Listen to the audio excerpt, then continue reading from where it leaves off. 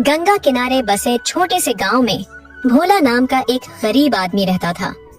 भोला की जिंदगी संघर्षों से भरी थी। वह बचपन से ही मेहनत करता आ रहा था, लेकिन गरीबी उसका साथ नहीं छोड़ रही थी। उसके माता पिता खेतों में मजदूरी करते थे और जब वह भी उन्हीं की तरह मजदूरी करने लगा। भोला की शादी कम उम्र में हो गई थी और कुछ सालों में उनके 2 बच्चे हो गए।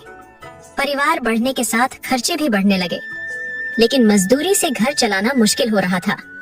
कई बार पेट भरने के लिए सिर्फ पानी पीकर ही सोना पड़ता। एक दिन जब भोला को काम नहीं मिला तो वह उदास होकर गांव के चौपाल पर बैठ गया। वहीं एक बूढ़े दादाजी बैठे थे, जो गांव के सबसे समझदार इंसानों में से एक थे। उन्होंने भोला से पूछा, बेटा इतना उदास क्यों है?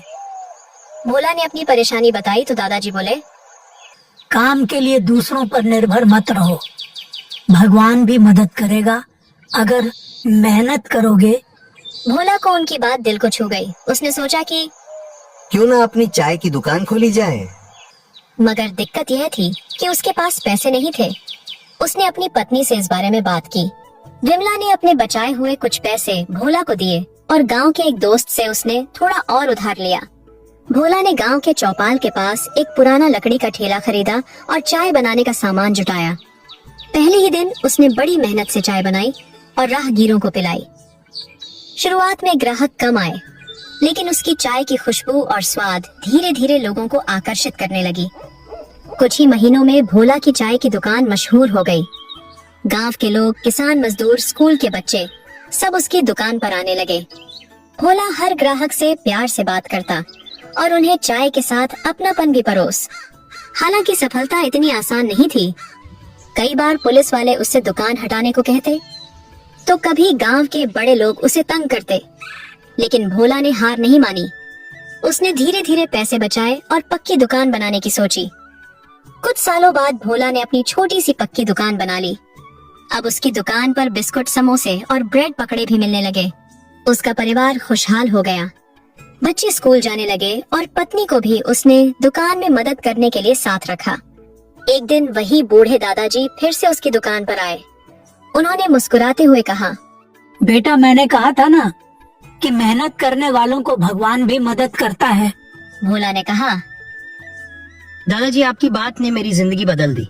अगर इंसान ठान ले तो कोई भी गरीबी उसे रोक नहीं सकती। भोला की कहानी हमें यह सिखाती है कि जिंदगी में कितनी भी मुश्किलें आए, अगर हम मेहनत, धैर्य और आत्मनिर्भरता के साथ आगे बढ़े तो सफलता जरूर मिलेगी। एक छोटे से गांव में सोहन नाम का एक किसान रहता था। उसके पास एक छोटा सा खेत था, जिसमें वह अपनी पत्नी गीता के साथ मिलकर खेती करता था। उनके एक बच्चे थे, सोहन।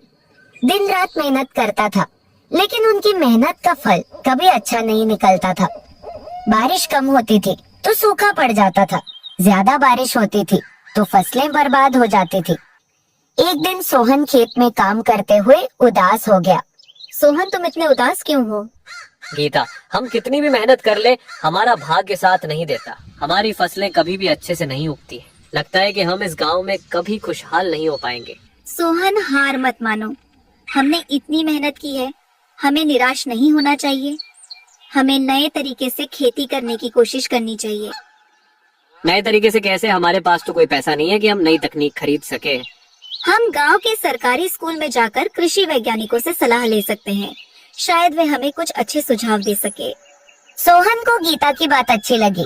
अगले दिन वे दोनों गांव के स्कूल गए और वहां के कृषि वैज्ञानिक से मिले। वैज्ञानिक ने उन्हें बताया कि उनकी मिट्टी में नाइट्रोजन की कमी है। उन्होंने उन्हें बताया कि कैसे वे अपनी फसलों में जैविक खाद का इस्तेमाल करके नाइट्रोजन की कमी को पूरा कर सकते हैं। सोहन ने वैज्ञानिक की बातों को ध्यान से सुना और उन्हें धन्यवाद दिया। घर लौटकर उन्होंने गीता के साथ मिलकर जैविक खाद बनाने का काम शुरू किया। उन्होंने गांव के अन्य किसानों को भी जैविक खेती के बारे में बताया। अगले साल सोहन ने जैविक खाद का इस्तेमाल करके अपनी फसल उगाई। उनकी मेहनत रंग लाई और उनकी फसल बहुत अच्छी हुई। उनकी फसल देखकर गांव के अन्य किसान भी हैरान रह गए। उन्होंने